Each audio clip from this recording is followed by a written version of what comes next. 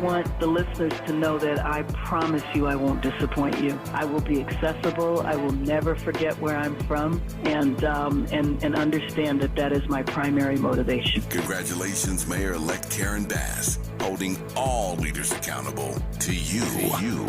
No matter who you voted for, no matter who you are or where you live, I will be a mayor for you. We're KBLA Talk 1580. Talk 1580. And we don't black down. We've got a lot to talk about.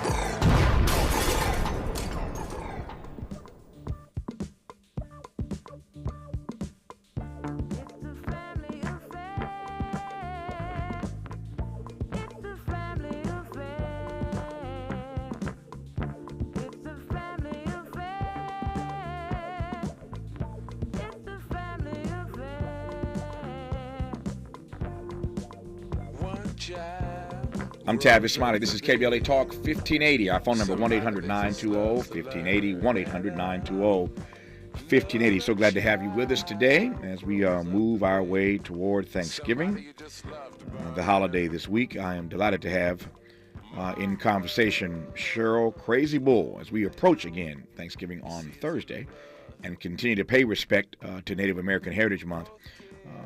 We are pleased to have her in conversation this hour. She's the president and CEO of the American Indian College Fund, and we'll talk about the pressing issues facing the Native community even today, and the ongoing struggle to increase the visibility and representation of Native people. I am pleased to welcome Cheryl Crazy Bull to this program. How are you today?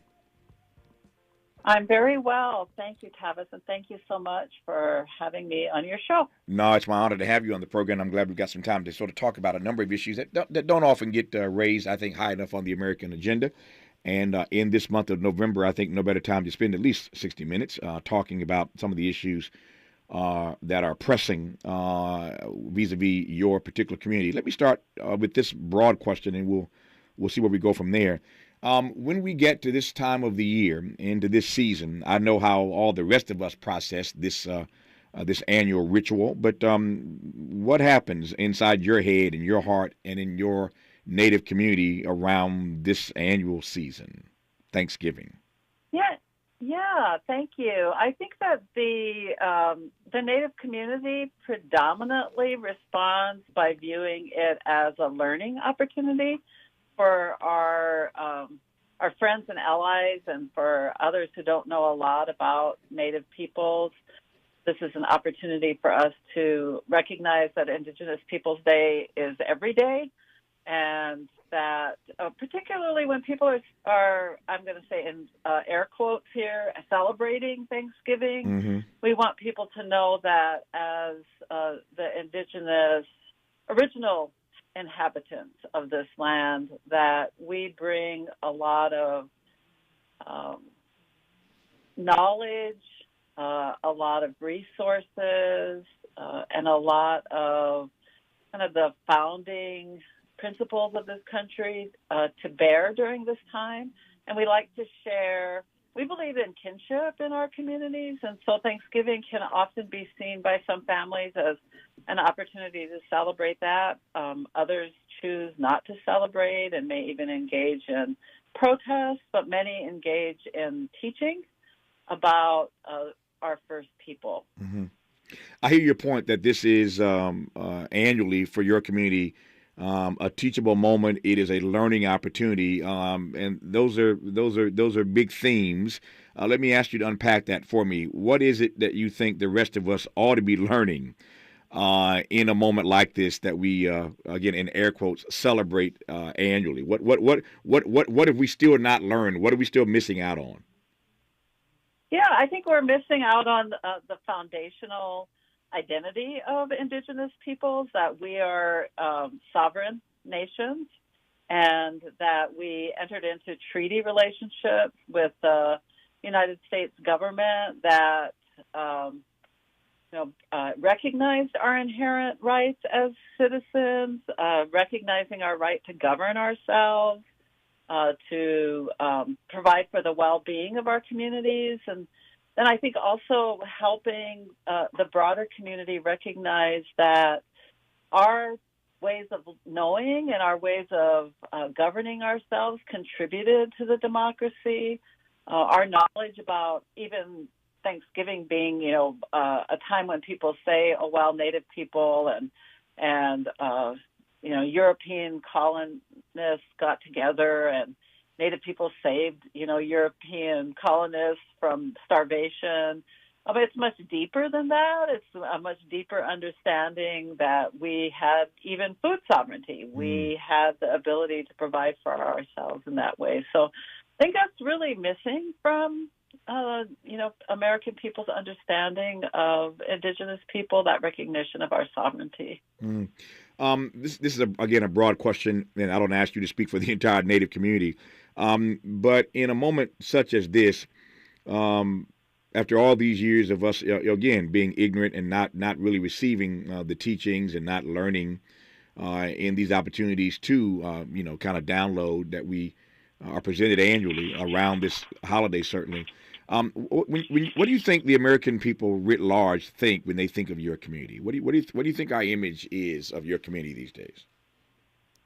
Yeah, I think we know from our research as Indigenous communities that most people in America think of us as in the past, that we're a historic experience, that we're not visible or here today.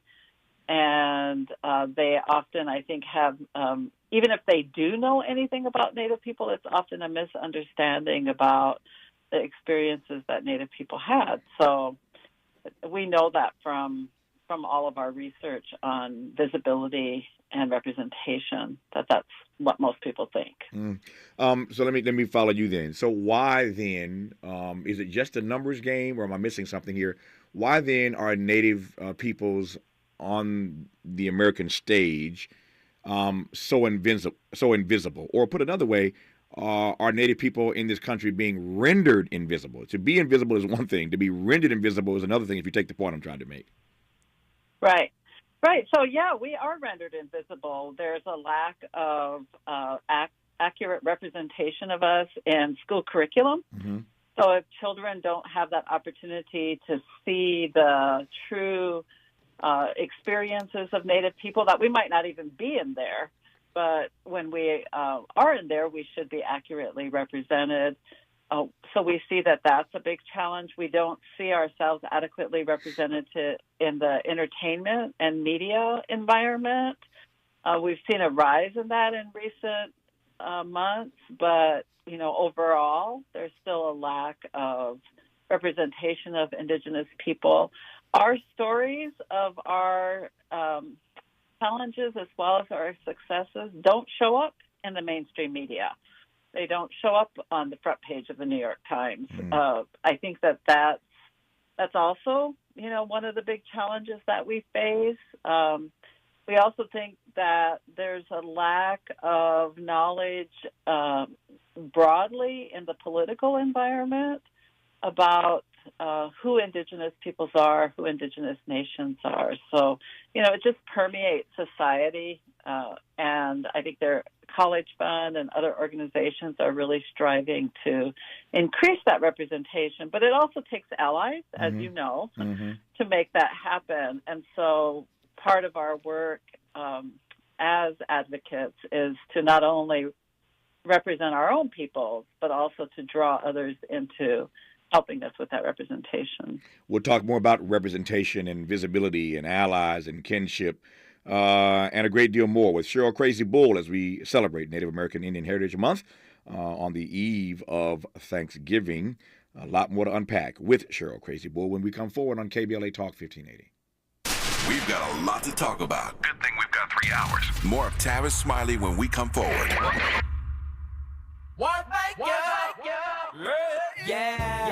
The California Crusader newspaper would like to thank all of our subscribers for their support throughout the years, proudly serving the South Los Angeles and South Bay areas for more than 40 years. The California Crusader is a multicultural, black-owned, adjudicated newspaper that focuses on providing newsworthy information to the people in our community.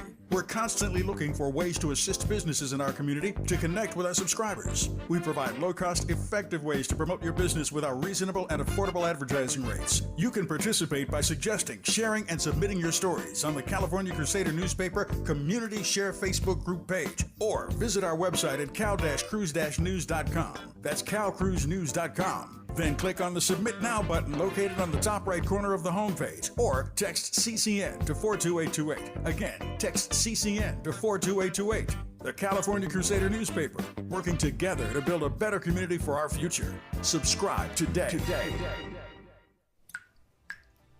Did you know fixing outdoor leaks can save 27 to 90 gallons of water per day? Even tiny leaks can be huge water wasters. Conserving water starts with a few simple water-saving actions at home and in your yard, like adjusting your sprinklers and adding drip irrigation so you water only where it's needed. We can all do our part to conserve water. Visit SaveOurWater.com for more water-saving tips. Save water, save California. Gain presents a tale of longing and long-lasting scent. Dear love of my life, we were on the 12B bus when I caught a whiff. A scent so fresh, so life-changing, I had to find its source. I didn't know if you were the woman in the pink freshly washed cardigan or the retired mailman next to me, but I knew one of you was my soulmate. Ah, the scent of Gain Flings. Add Gain scent beads for an even longer lasting scent. This Sunday and every Sunday is the African Marketplace and Drum Circle Community Market. Get free groceries, essential resources, and buy black from local merchants of arts, beauty, custom black merchandise, and more. Choose from a wide variety of cuisines, custom-made clothing, jewelry, and a lot more. Experience the true essence of Africatown at Leimert Park every Sunday from 11 a.m. to 5 p.m. Join the Drum Circle, dance, enjoy live performances, connect with other conscious black people. Experience black excellence every Sunday in Africatown at Leimert Park. You can find us on Degnan Boulevard near Vernon and Crenshaw in the heart of Africatown at Leimert Park. That's the African Marketplace and Drum Circle Community Market. Join us for music, shopping, food, and fun this and every Sunday. Support black businesses, recycle black dollars, and feed your soul. The African Marketplace and Drum Circle Community Market every Sunday in Africatown at Leimert Park. Brought to you by Africatown Enterprise and the African Village Vendors Association. Let's unpack a little bit more with Tavis Smiley. The conversation continues right now. Sure, Crazy Bull. Let me jump right back into our conversation about visibility and representation. Those are the two keywords that I keep hearing you underscore in this conversation. Let's take them one at a time. When you say visibility for the Native American community, what do you mean by that? I mean being seen in all aspects of American life, being employed, being elected to office, being represented in curriculum, having access to health care, housing, transportation, having access to all of those things in a visible, non-discriminatory way, being able to have the visibility that occurs, through the media, having accurate representation of ourselves. I think that those are kind of the everyday things that need to happen. I think we see it vary significantly as to whether statewide and national political figures recognize and uplift the visibility of Indigenous people, and I'd like to see that in a more consistent way. And for the College Fund, we're very focused on the visibility of Native students, Native communities, and how those connect with higher education. We're also part of a bigger network of Native peoples who work to, in the legal environment as well as in educational and other environments to increase a broader understanding and visibility of Indigenous peoples and our issues. Since you used the word discrimination, let me get you to unpack that for me. I am just curious, and let me ask this in two parts and I'll get out of your way. One, what does discrimination look like against Native peoples today? What is just paint a picture for me? What does discrimination look like these days? And I'm wondering whether or not what discrimination looks like these days is different than what it looked like back in the day, if that makes sense. Yeah, I mean, I think that it is more. I think discrimination is more insidious today because I think that it is more covert. So when people, back in my parents' day, the no Indians allowed was visible. There were signs, right? So just as, African American peoples had a discriminatory practice of colored and white, fountains and places to enter buildings, Native people had that same experience.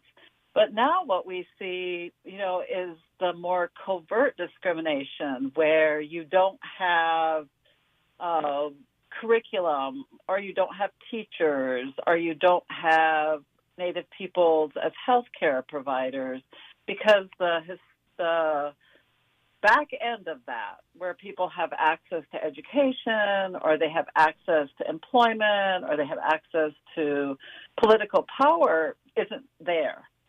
And so I think discrimination today has a lot of subtleties to it that, in the past it was perhaps much more blatant. And that's not to say, though, that there isn't a rise in, public actions associated with, white supremacy and white privilege. But I do think a lot of it is much more subtle. Yep. There are sports teams, as you well know, this country who have felt the heat over appropriating certain language and advancing certain narratives inside their various endeavors to advance and promote their teams, starting with the names of some of these franchises.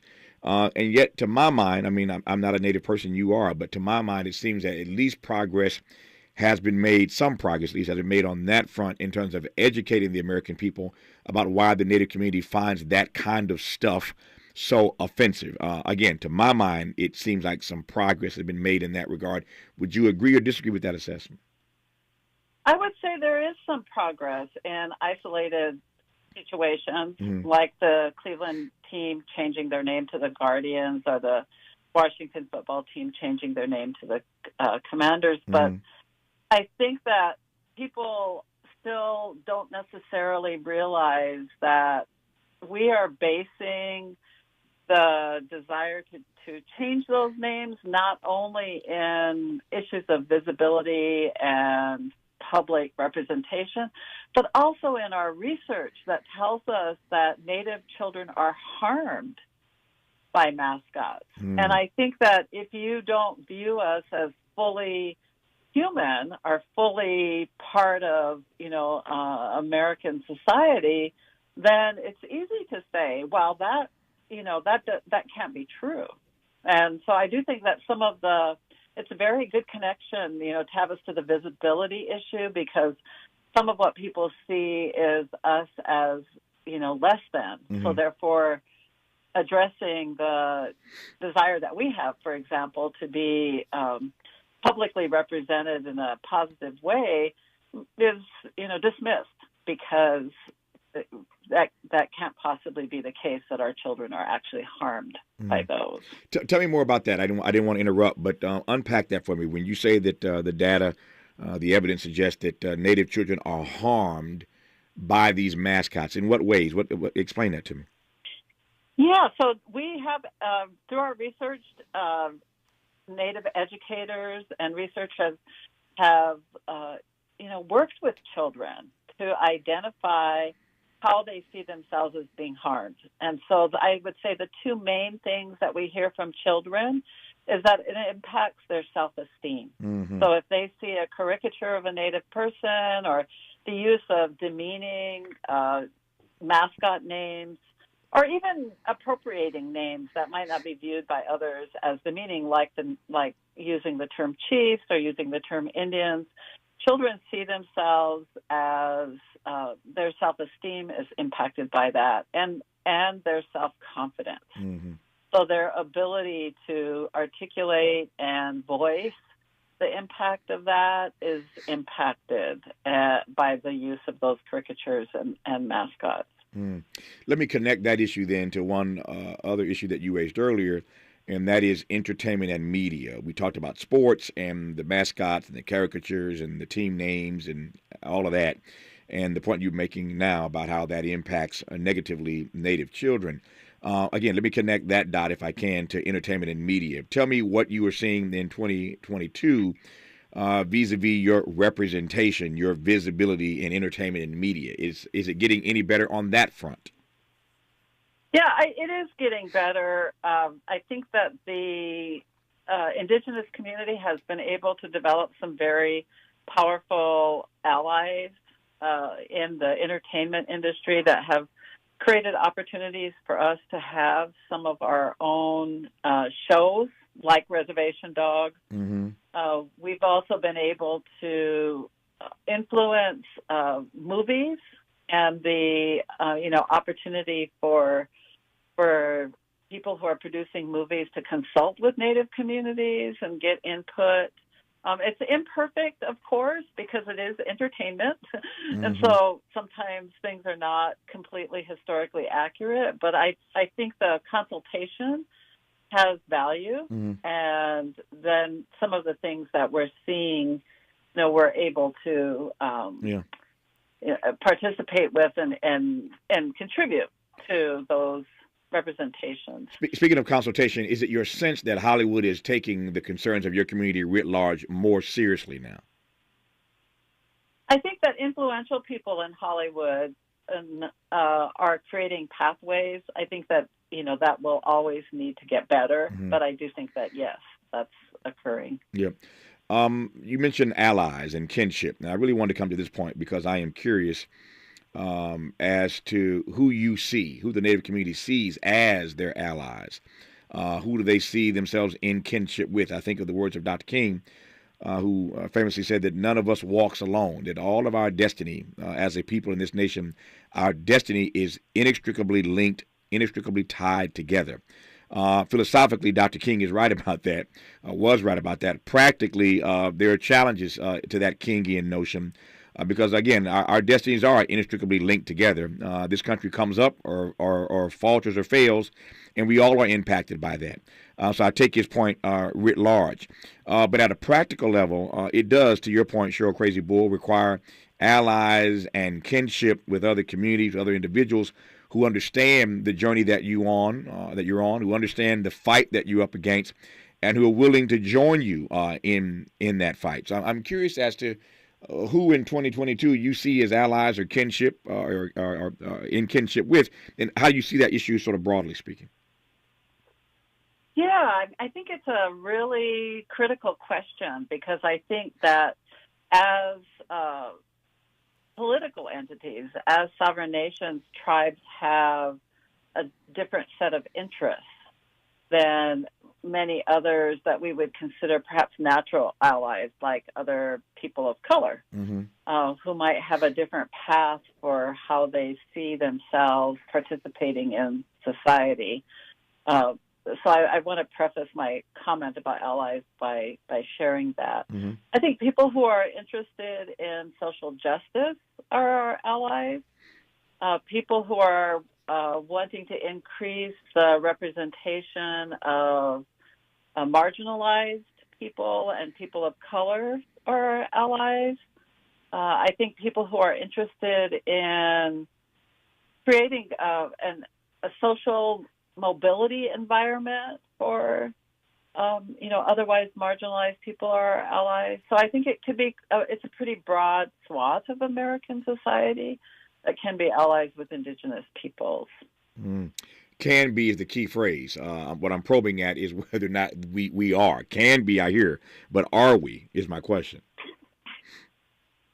I think in limited ways, yes. Mm-hmm. So I do think that because indigenous people have a desire a real strong desire to retain our cultural and tribal identities, a real strong desire to build capacity for our community in our homelands, then, people who step into that arena with us have to have that same agenda.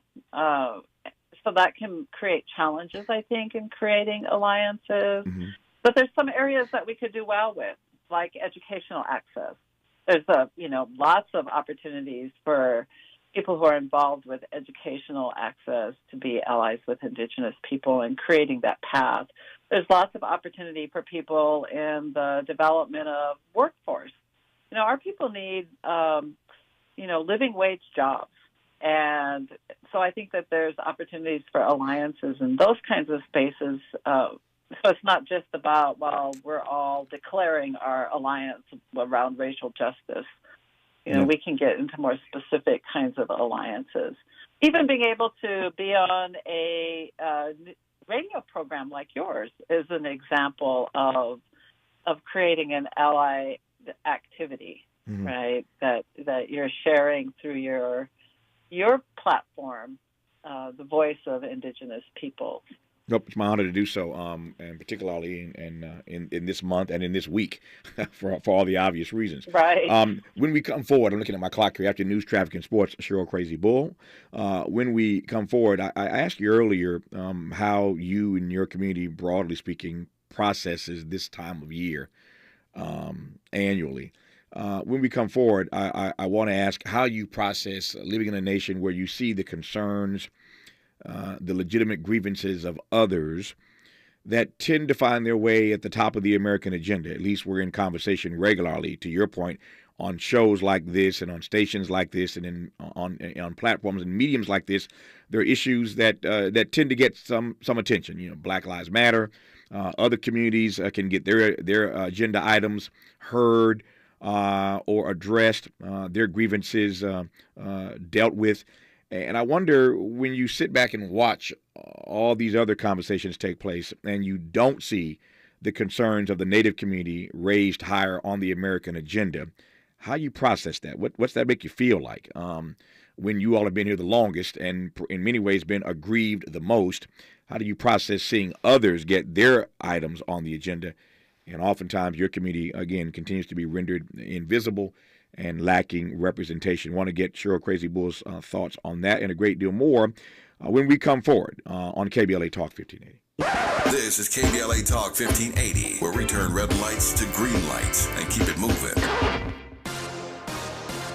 I'm Doug Davis, and here's the latest from the Black Information Network. Vice President Harris is leaving no doubt about her intentions for the next presidential election. Well, as the president said, he intends to run, and if he does, I will be running with him. She spoke to reporters in the Philippines. Biden said earlier this month he expects to decide early next year on whether to seek another term in the White House. Railroad unions and management are heading back to negotiate as a national strike looms large. This after the White House praised a tentative deal in September between railroads and unions over long-time disputes about pay and working conditions. At that time, the Biden administration warned a national strike could cripple our economy. The troubles for the cryptocurrency industry are not slowing down. The price of Bitcoin hit a 2-year low this morning of $15,480. It's just the latest issue for crypto after FTX filed for bankruptcy. And that's the latest. I'm Doug Davis from the Black Information Network and BINnews.com. This is the KBLA Sports Minute with Ray Richardson.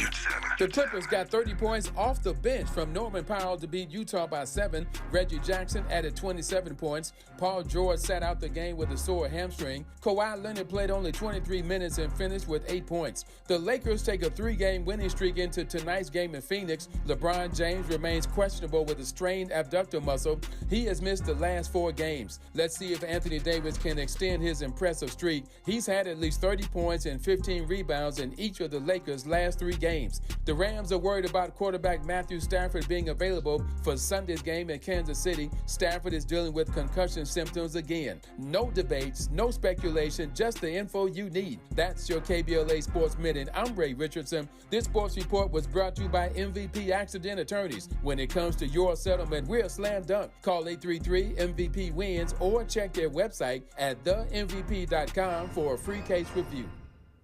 When you're the victim of a car accident, hiring the right law firm can be the difference between a rewarding settlement and striking out. Call the pros at MVP Accident Attorneys at 833-MVP-WINS for your free consultation. Call on me, your MVP.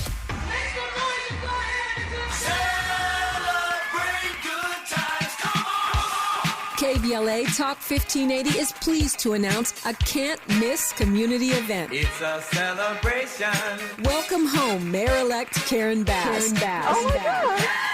Join us for this free public event as we celebrate Mayor-elect Bass's historic victory. There'll be entertainment, food trucks, and a diverse array of vendors, along with attendance and participation from community leaders, elected officials, celebrities, business owners, and other notables. KBLA Talk 1580 will host Mayor-elect Bass on the main stage as we reflect on the importance of this moment and what it means for the Black community, women, and all Angelinos who believe in the limitless potential of our amazing city. Stay tuned to KBLA Talk 1580 and our social media platforms for all the important details. We look forward to celebrating with Mayor-elect Karen Bass and you. We gon' celebrate your party with you. Come on now, it's a celebration.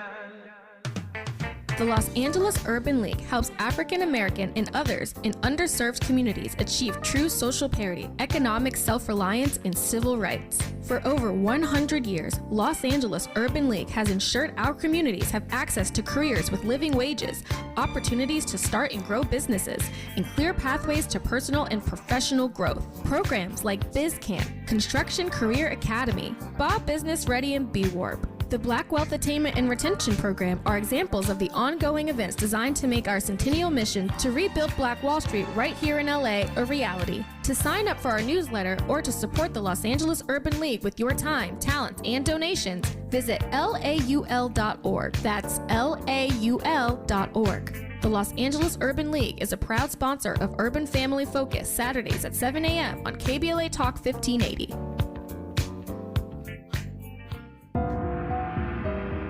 East West Players brings you the stage play Brothers Paranormal by Prince Gomovilas, directed by Jeff Liu, November 17th through December 11th. After a nationwide increase in sightings of Asian-looking ghosts, two Thai brothers, one from Thailand and one from the American Midwest, struggle to launch a ghost hunting business and are called to the home of an African-American couple displaced from Hurricane Katrina.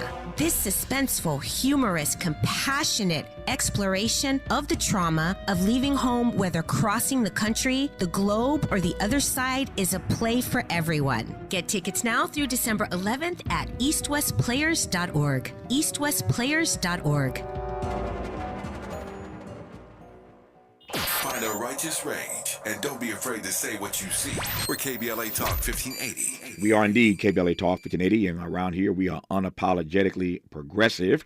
And while we don't black down, we are pleased to be in allyship, in kinship with other communities who are trying to make their way in this nation and make the nation respect their legacy and their contribution, their grand contribution. So it's not just a fight for us, it's a fight for others as well. And so we are always pleased to be in conversation with the members of the Native community to help advance higher up on the American agenda the things that matter to them, the issues regarding visibility and representation that they deem worthy, and who better to speak for themselves than them. And so I'm pleased to be continuing our conversation now with Cheryl Crazy Bull, who is president and CEO of the American Indian College Fund, as we move toward Thanksgiving Day this Thursday, of course, and of course this month is Native American Heritage Month, and so delighted to be continuing our conversation now with Cheryl Crazy Bull. Before news, traffic, and sports, I raised this issue that I want to get your take on, and that is how you process. Again, I asked earlier, how you process this time of year annually, but I'm curious as to how you watch the American political scene, and you see the concerns of others being addressed. You see the grievances of others being taken a bit more seriously. You see people being advanced who are black, like Barack Obama or Kamala Harris, or in other communities. You see their issues gaining traction. You see laws being passed. You see decisions being made by courts that advance the concerns, the agendas of others. And yet, while you all were here first, you're still fighting and clawing for visibility, fighting and clawing for respect, fighting and clawing for representation. How do you process all that when you sit and see the advancement of others? Not that we have quite made it. There's a long way to go for all of us, particularly in a moment where the Supreme Court is about shrinking rights and not expanding rights. But tell me, Cheryl Crazy Bull, how you process all that when you see others getting their concerns addressed? Well, I'll tell you, Tavis, we are nothing if not strong-hearted. Yeah. You know, I think as Native peoples, we rely on the teachings and strengths that our ancestors demonstrated and gave us, and then we persist. And we think about future generations.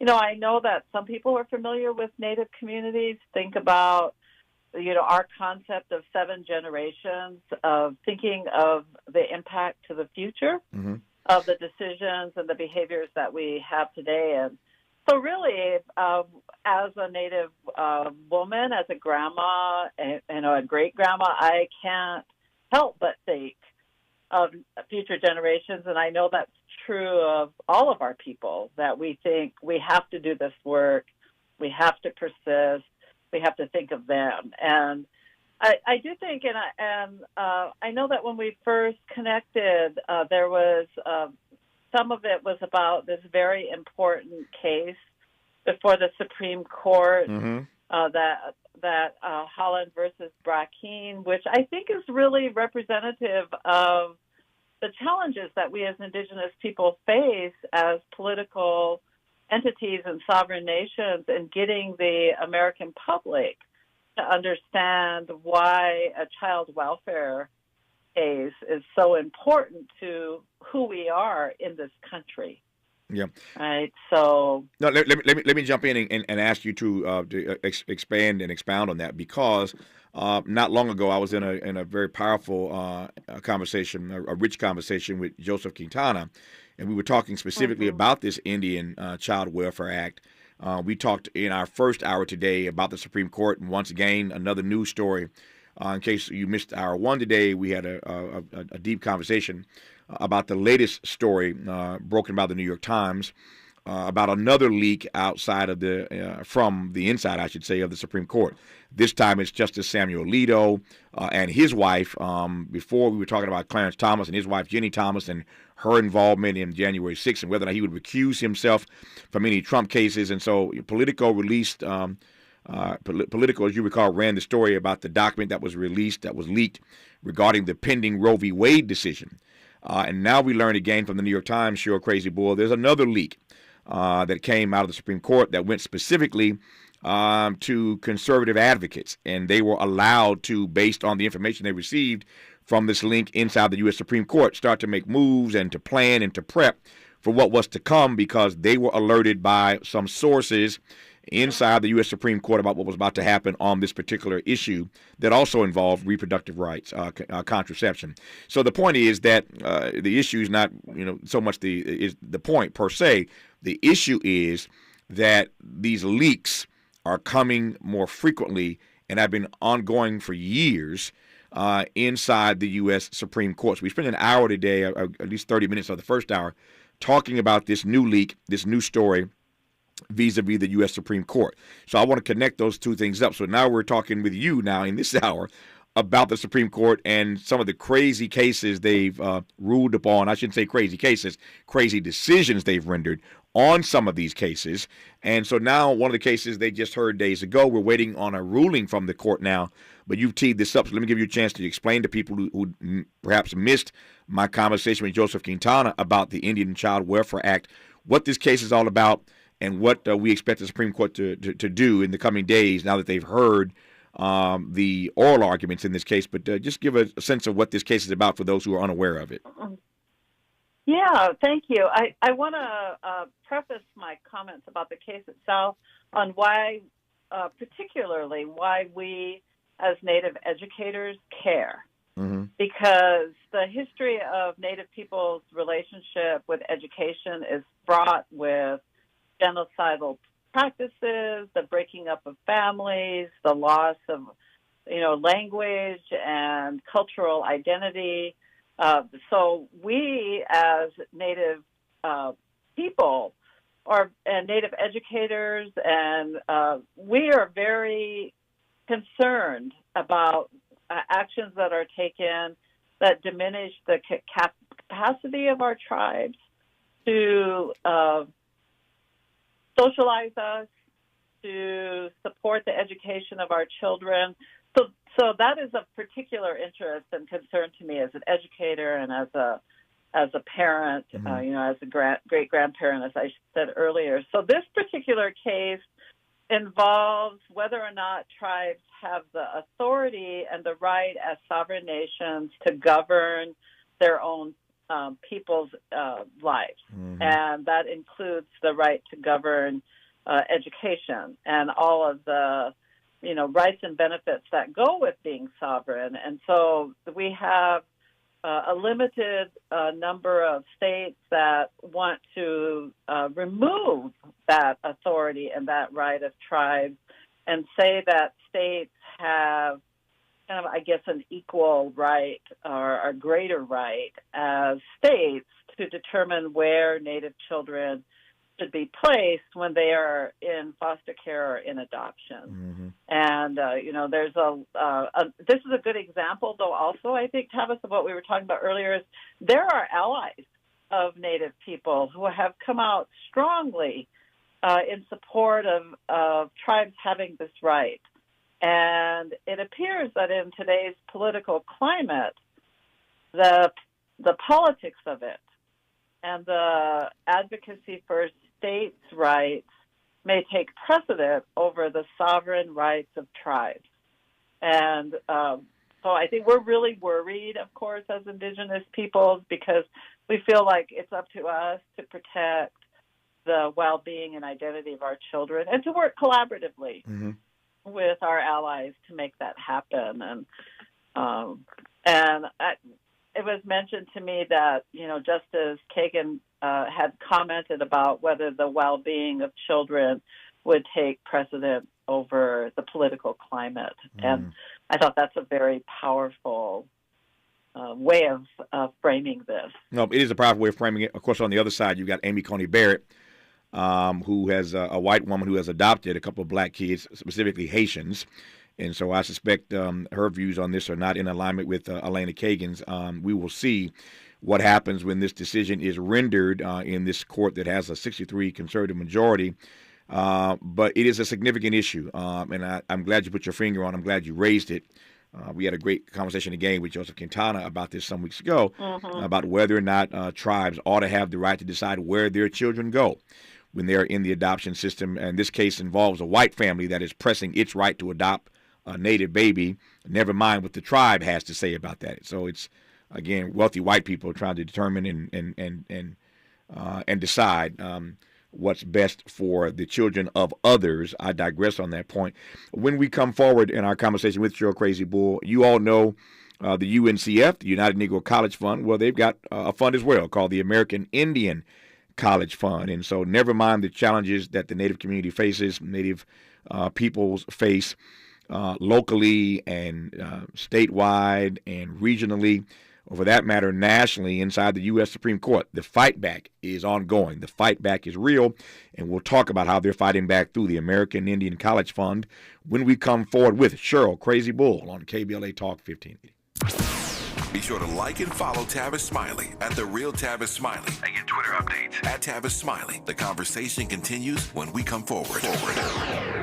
Our Weekly Los Angeles is the largest audited black newspaper in the state of California, with a distribution of over 50,000 copies weekly. Pick up a copy every Thursday to get the latest news on African American communities of LA. You can also keep up with what's going on in Los Angeles and surrounding cities by going to www.ourweekly.com. The Our Weekly website is updated daily with the current news about us and for us. For your advertising needs, Our Weekly offers economical advertising packages to fit your budget. Feel free to call Our Weekly Los Angeles at 323-905-1300 or visit the website at www.ourweekly.com. Our Weekly Los Angeles, reporting news that matters to you.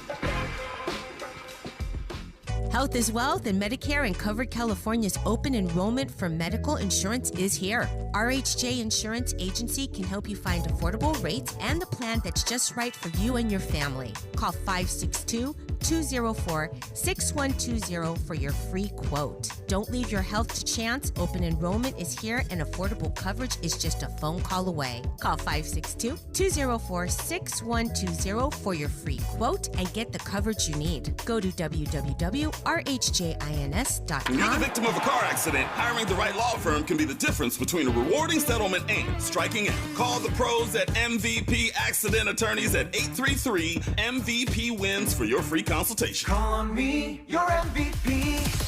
On Saturday, December 3rd, from 10 a.m. to 2 p.m., come out and enjoy a free community health fair, co-sponsored by Pleasant Hill Baptist Church Health Ministry and the Central Neighborhood Health Foundation. The fair will be held on the church grounds at 2009 West Martin Luther King Jr. Boulevard, with free health screenings, refreshments, jumpers for the kids, a visit from Santa, entertainment with a DJ, free food giveaway for the first 100 people who attend, as well as raffles and other prizes. There will also be open enrollment health insurance representatives present. Attendees can get free blood pressure, glucose, HIV and STD testing, a dental screening, fluoride varnish, COVID testing, vaccines and boosters. Flu shots will also be offered. Housing navigation, mental health support, and education services will be available. Don't miss this free community health fair. Tell somebody and receive the gift of preventative health services this season. See you all on Saturday, December 3rd from 10 a.m. to 2 p.m. at 2009 West Martin Luther King Jr. Boulevard in Los Angeles.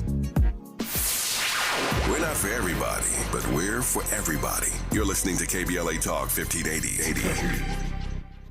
Cheryl Crazy Bull, good to have you again on our station today, KBLA Talk 1580. And delighted to continue this conversation with you about the issues of visibility and representation for the Native community in this month where we celebrate the heritage of the Native community and Native peoples. So I mentioned a moment ago that we all know, certainly in Black America, about the UNCF, the United Negro College Fund, and all the great work they've done down through the years to ensure that African American students get the opportunities they deserve to be educated.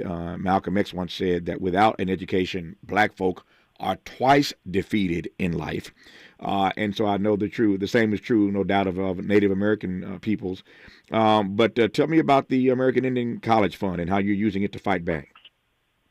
Thank you. So the College Fund was begun in 1989 by a group of tribal college and university presidents and actually some of our allies in the broader community.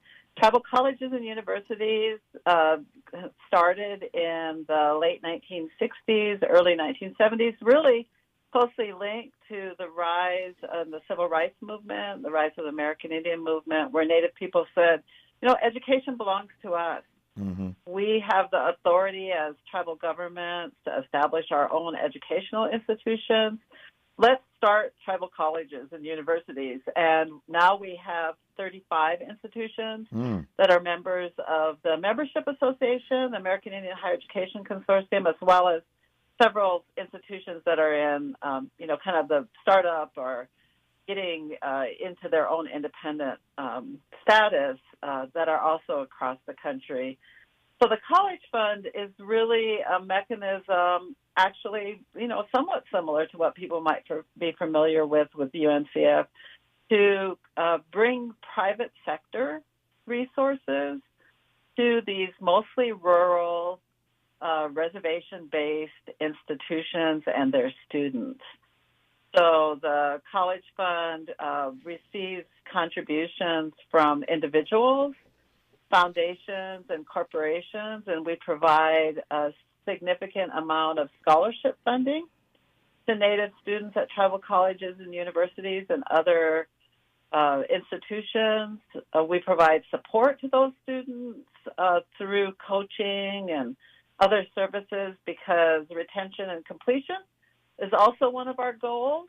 And we also build the capacity of tribal colleges and universities through a variety of programs, including in the Native arts, early childhood education. We do research. I think we're one of the only, research environments that looks at Native higher education. So we have a very broad mission, but it's also narrow in scope in that it's focused on helping our people get an education, which we know affirms their identity and gives them a path to a career. Inside of Black America, we know all too well, in my own family, in fact, I know quite well, that access to education in a particular generation, even if it's the first generation, can be transformative for the entire family and for that community. I suspect the same is true in the Native American community.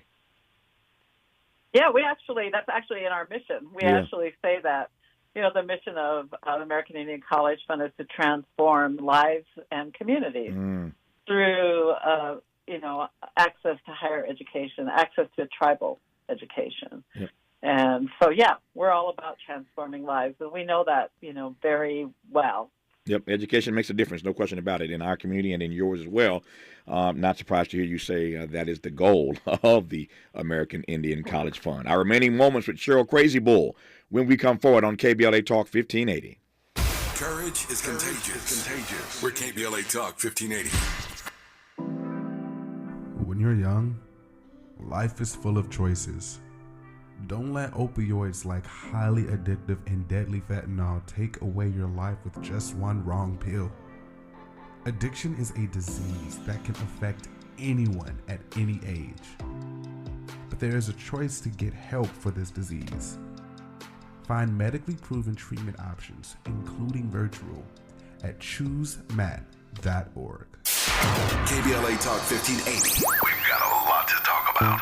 KBLA Talk 1580, reminding you, when we fight, we win. Central CSO organizes for the rights of the undocumented, quality public education, and supporting in solidarity other communities seeking social justice. Central CSO stands for Chicana X, self-determination, defending public education, and fighting for all oppressed people in Boyle Heights and East Los Angeles. Find Central CSO meetings every third Wednesday. Visit online at centralcso.wordpress.com or on Instagram at CentralCS. This is a community call to action from KBLA Talk 1580.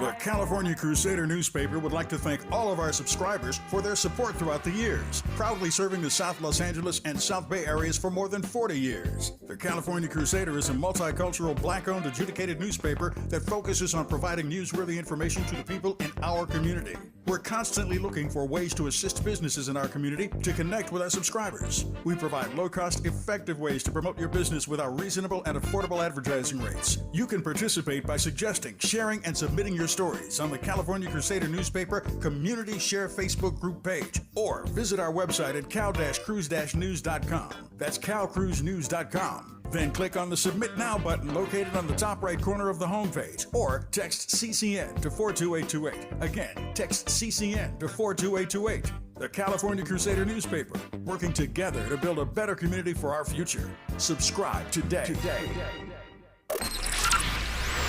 Conversations that matter. You're listening to Tavis Smiley on KBLA Talk 1580. Cheryl Crazy Bull, got just a few minutes left in conversation with you in this hour as we celebrate the heritage of the Native peoples in this country. And I want to thank you for having spent the hour with us unpacking so many of these issues on which we are delighted to be more well informed. Let me offer this as one of our exit questions, and that is when you're doing this work day in and day out, and you look at the data, which can be not just sobering, but I suspect it sometimes maybe even borderline depressing. And you are, still getting up every day and continuing to fight for the visibility and the representation of your community. How do you go about sustaining your hope day in and day out? Oh, I'm a very, very prayerful spiritual person. I think that the Creator, gives us the strength that we need to do the work that we have, and we have to call on that all the time. Yeah. I do want Tavis to urge your listeners to visit the College Fund's website, where we have many resources about the Native communities that we work with, so that people can learn more about us. We have a campaign called This is Indian Country, which also has a website where there's lots of resources, educational tools that people can access.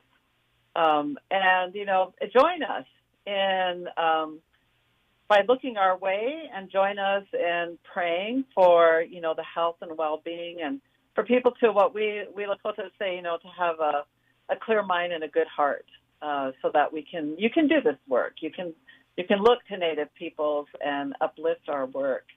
I think that there's lots of ways that we can do that together. So go ahead. You got 2 seconds. Give those websites out.